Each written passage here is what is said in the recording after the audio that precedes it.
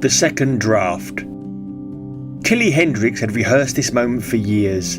She'd imagined the handshake, the smile, the quiet thrill of sliding her manuscript across the desk.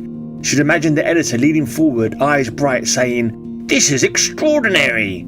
Instead, the editor, a man with a tie like a migraine, flipped through her pages with a frown that deepened into pity. "Tilly," he said, "we can't take this." Her stomach dropped. "Why not?" He turned his monitor toward her. A book cover filled the screen. The Orchard Keeper's Daughter by Vern Jacobs, published 2030. Her title, her plot, her characters, her life. Tilly stared. "That's my book." "It's been in print for 25 years, he said gently. "There was a film. You must have read it." "I didn't," she whispered. I spent 10 years. He raised a hand. "I'm sorry, but this is plagiarism." The word hit like a slap. She walked out in a fog, manuscript clutched to her chest. Someone had stolen her book before she'd even written it, and his name was Vern Jacobs. The Midtown Cultural Centre auditorium smelled of old carpet and ego. Vern Jacobs was given a talk titled "The Art of Originality." Tilly sat in the third row, jaw clenched. Vern walked on stage to polite applause. Silver hair, expensive jacket, the easy confidence of a man who'd never been told no in public. "For me," he said, "writing is about authenticity." Tilly's nails dug into her palms. He talked for 20 minutes. Craft, voice, inspiration, all the usual cliches. Then he opened the floor for questions. Tilly raised her hand. "Yes, you," Vern said, pointing. She stood. "Where did you get your idea for The Orchard Keeper's Daughter?" A ripple of recognition. His masterpiece. Vern chuckled. Inspiration. Everywhere. Life, memory, imagination. Tilly lifted her head. "So, Mara, the protagonist, where did she come from?" Vern blinked. "She came to me." "Did she?" Tilly said softly. "Because she's my grandmother's name, my childhood street, my dog, my trauma." The room went still. Vern's smile froze. "Writers draw from the universal human experience." "My experience isn't universal," Tilly said. "It's mine." A few people shifted. Someone coughed. Vern cleared his throat.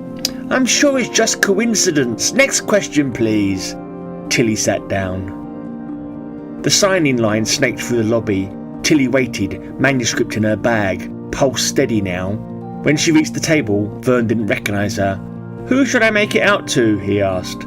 "Tilly Hendricks." The pen stopped mid-stroke. She leaned in. "You stole my book," he swallowed. "I don't know what you think. You published it in 2030, she said quietly. "I finished writing it in 2055. There was a murmur behind her, people whispering, "Who is this crazy woman? A stalker?" Vern's eyes darted. I don't... Tilly placed her manuscript on the table. "Read it," she said. "Read it and tell me you wrote it." Vern didn't touch it. A large burly convention centre employee shooed her along. Vern's mansion was the kind of place that tried too hard. Marble floors, glass walls, art that looked like expensive accidents. Tilly slipped in through a side door. She expected trophies, awards, manuscripts. She didn't expect the helmet. It sat on a workbench in a cluttered side room. Cracked leather straps, copper coils, Bakelite knobs, wires running into an old laptop. On the laptop, a folder labelled Transmissions. She opened it.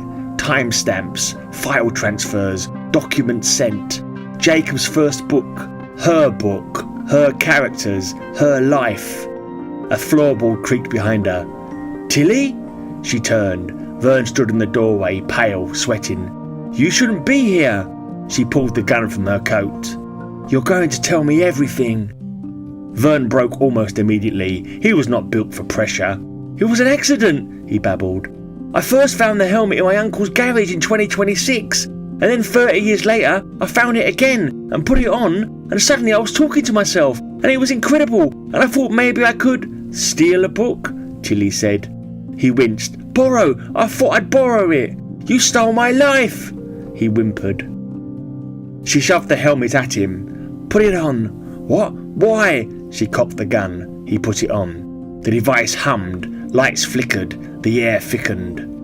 "You said it only goes back exactly 30 years, Tilly said. "So if your version of my book got published in 2030, then current you hasn't even sent it back yet. That's confusing. So when did you first talk to yourself?" Vern gives her the date. "That's when I first talked to myself. We just chatted. I hadn't worked out the file thing yet." "Good," she said. "We're going back to just after that."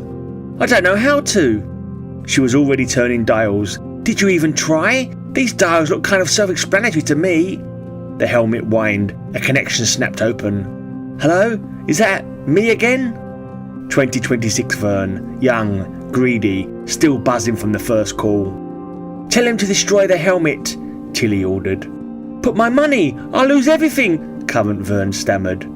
"No chance, mate," past Vern chimed in.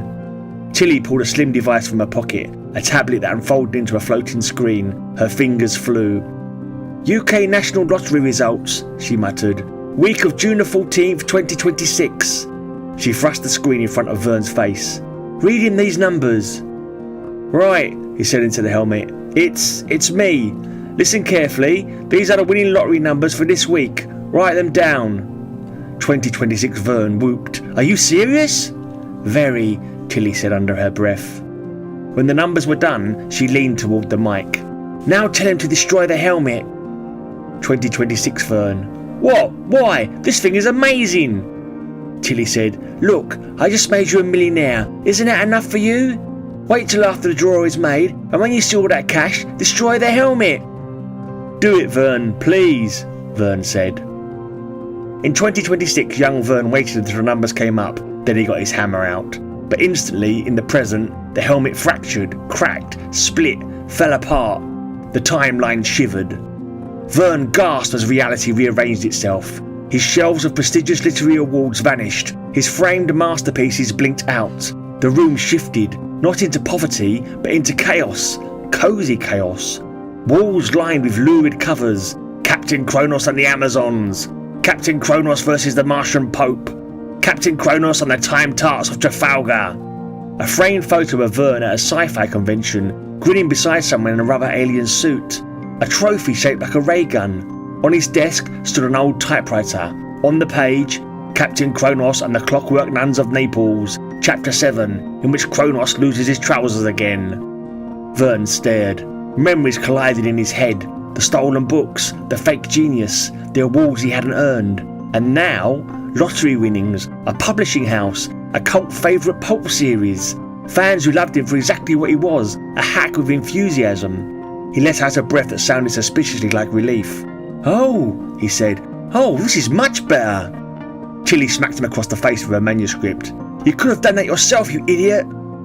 She turned and walked out, leaving him in the life he should have had all along. 3 months later, Tilly stood at a book launch party, her debut novel stacked in neat piles. The logo on the banner read, Jacobs & Co. Publishing. A cheerful, slightly pudgy Vern Jacobs, this timeline's Vern, approached with 2 glasses of champagne. "Tilly, there you are! Wonderful work, absolutely wonderful. You're the real deal, you know that? I just write silly time travel nonsense, but you're the future." Somewhere inside Vern Jacobs, in a corner of memory that didn't quite fit, another Vern remembered the life he'd stolen, and the one he'd been given instead. He knew which one he preferred. He clinked his glass against hers. Tilly smiled. Her story was hers again. Her future was hers again.